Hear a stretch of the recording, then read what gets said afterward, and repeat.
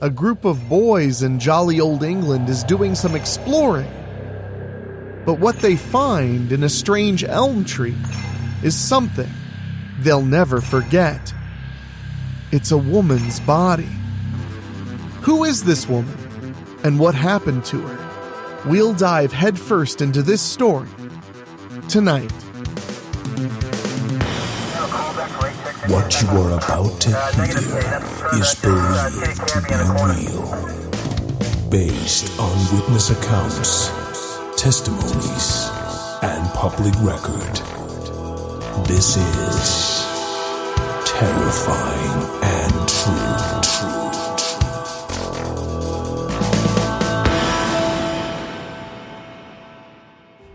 At the very center of England, in the dark and mysterious Hagley Woods, there's a story that has been confusing and frightening people for decades. Our tale begins in the year 1943, during the chaos of World War II, a period filled with anxiety and doubt. During this intriguing time, 4 young boys, driven by curiosity and a hint of mischief, stumbled upon an enigma that would captivate generations to come. Prepare yourself for the mortifying tale that will leave you questioning the truth behind who put Bella in the Wych Elm. We're telling that story tonight, right after this.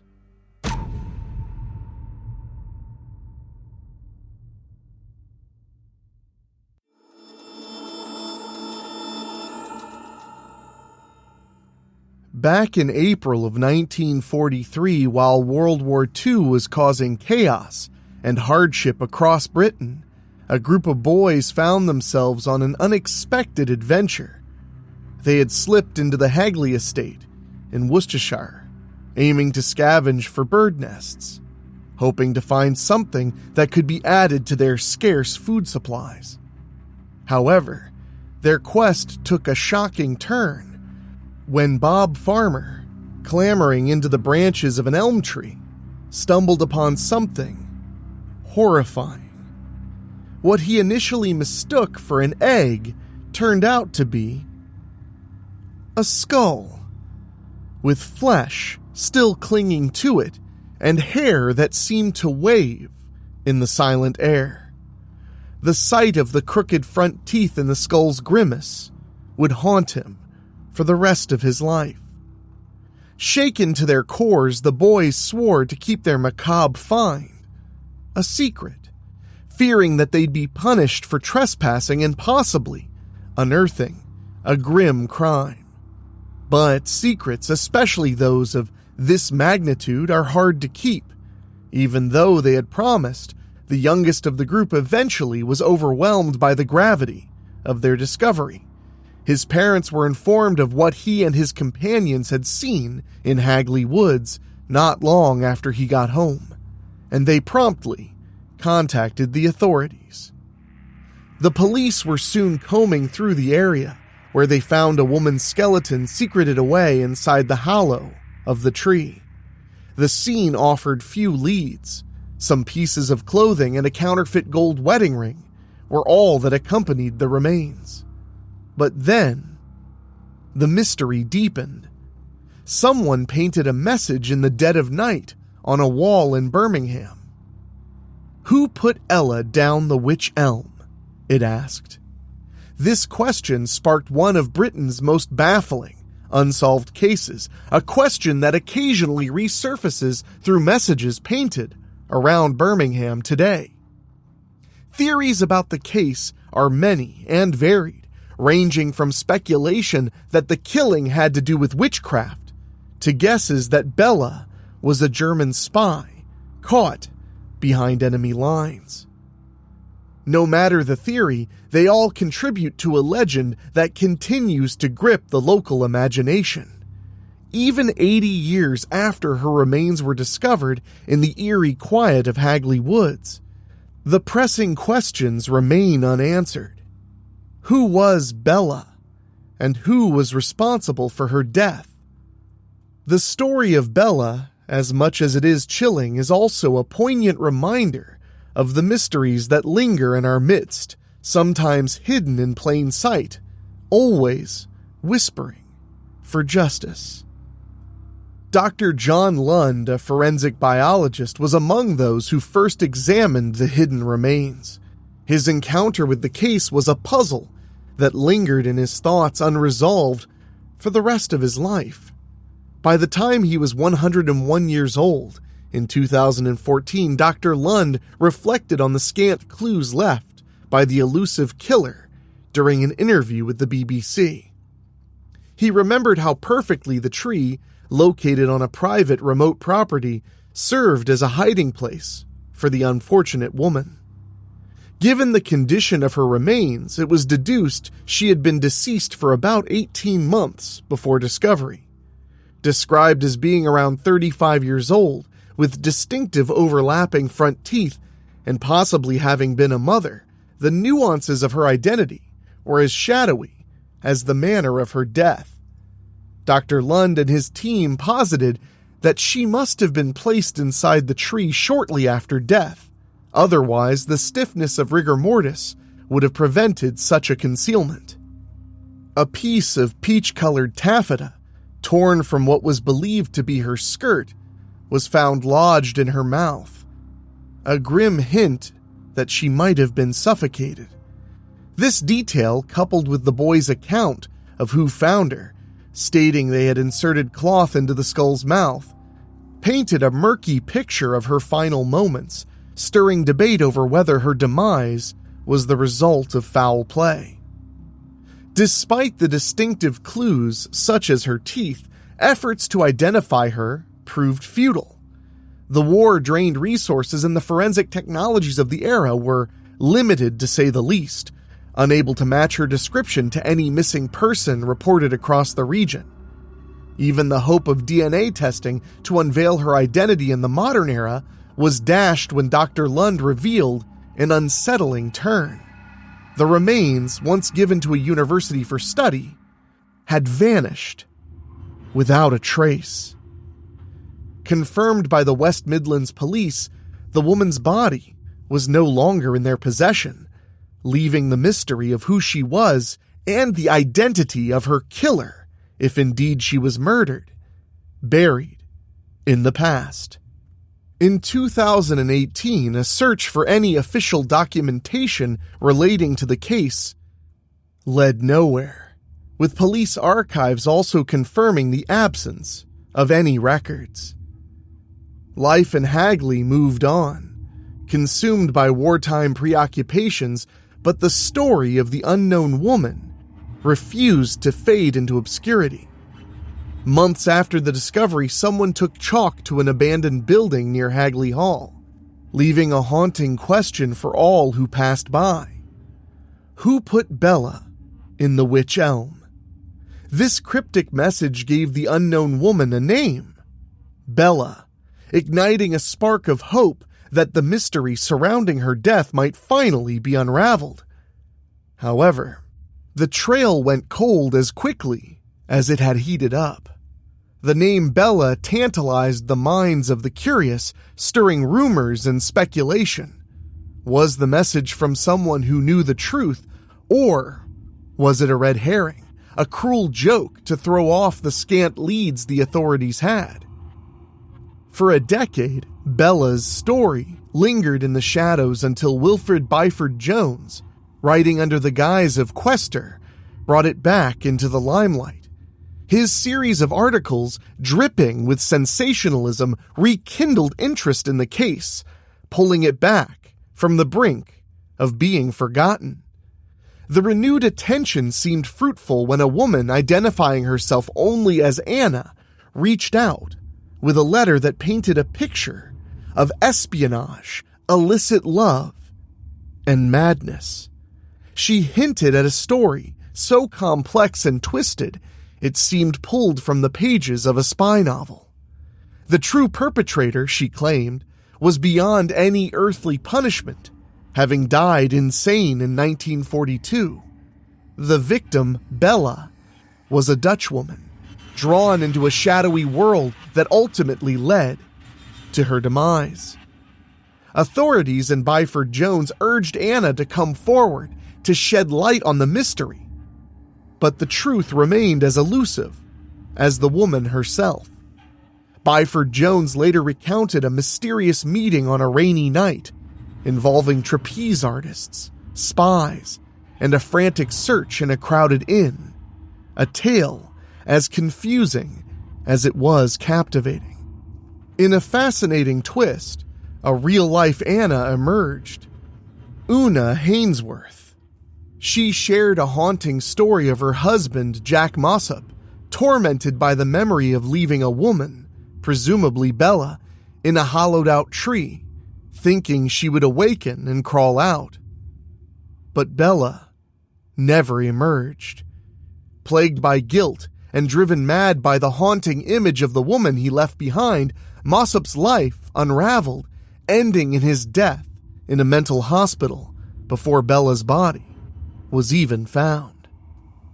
In the mystery of Bella found in a Wych Elm, a chilling theory surfaced that might link her fate to dark magic.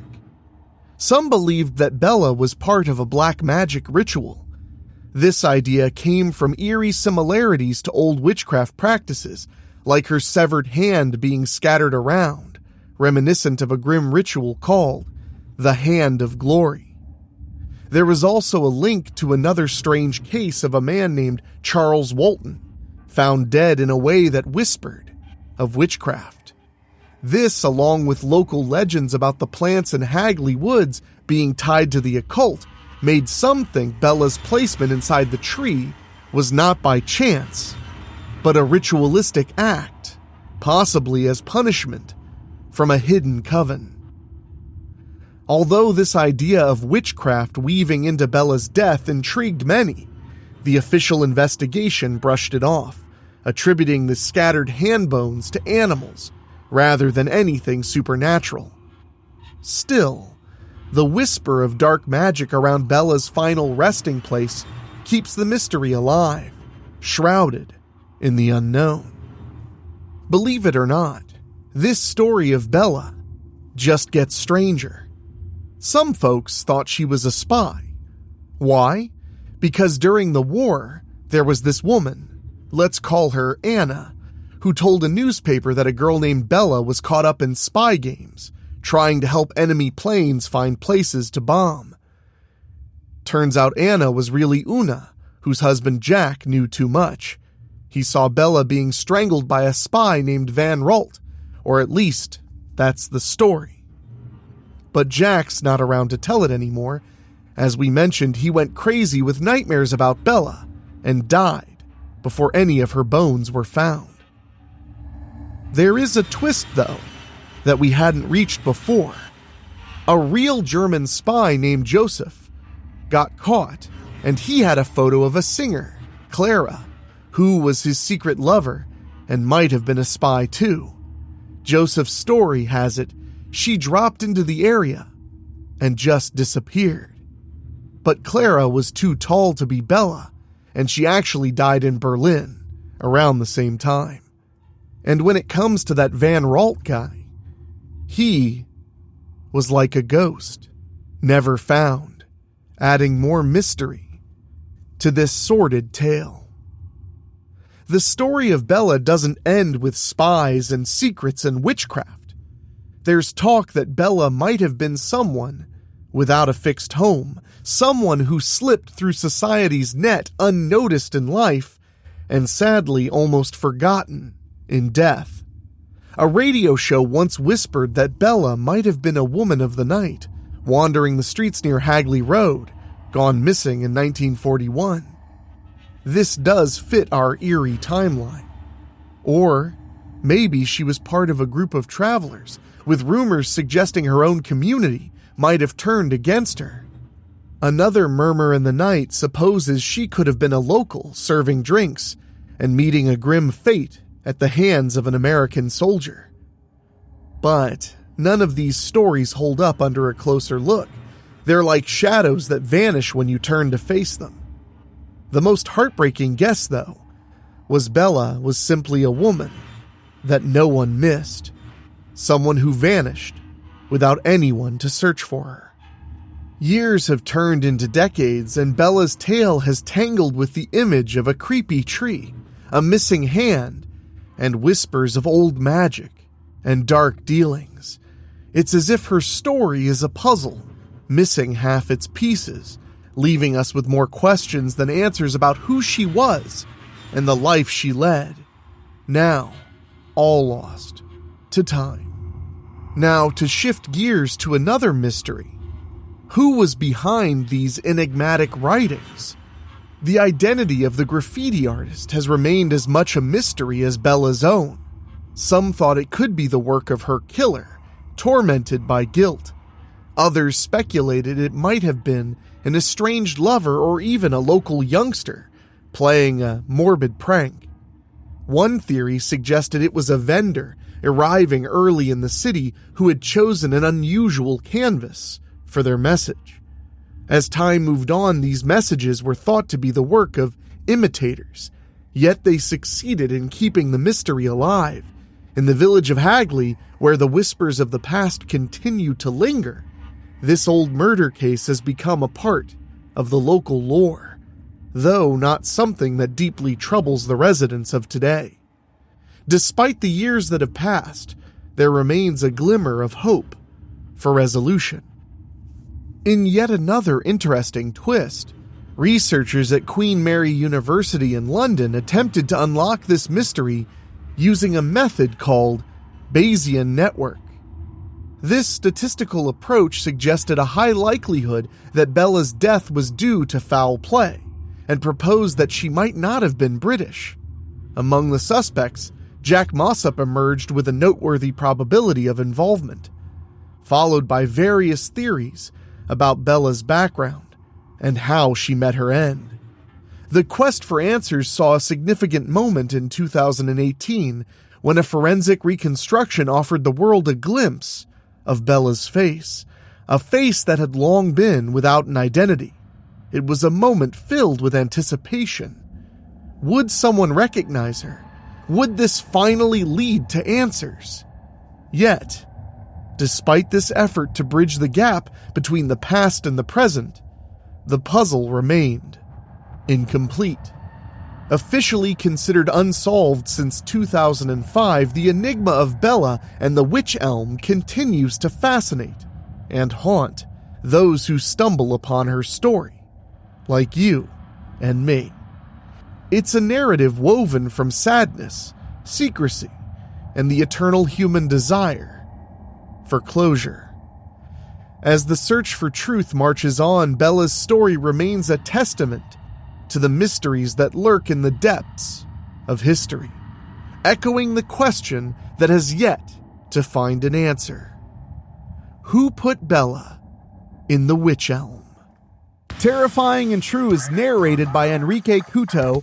It's executive produced by Rob Fields and Mark Shields. Produced by Daniel Wilder with original theme music by Ray Mattis. If you have a story you'd like us to cover on the program, send us an email at weeklyspooky@gmail.com. And if you want to support us in a very direct way, go to weeklyspooky.com and click on Patreon. For as little as $1 a month, you can support us and allow us to keep the spooky rolling and rolling and rolling. And I want to say a big thank you to our Patreon podcast boosters, folks who pay just a little bit more to hear their names at the end of the show. And they are Johnny Nix, John Kalin, Bobbletopia.com, Jenny Green, Brent McCullough, Karen Wiemet, Jack Kerr, and Craig Cohen. Thank you all so much, and we'll see you next time right here on Weekly Spooky and Terrifying and True.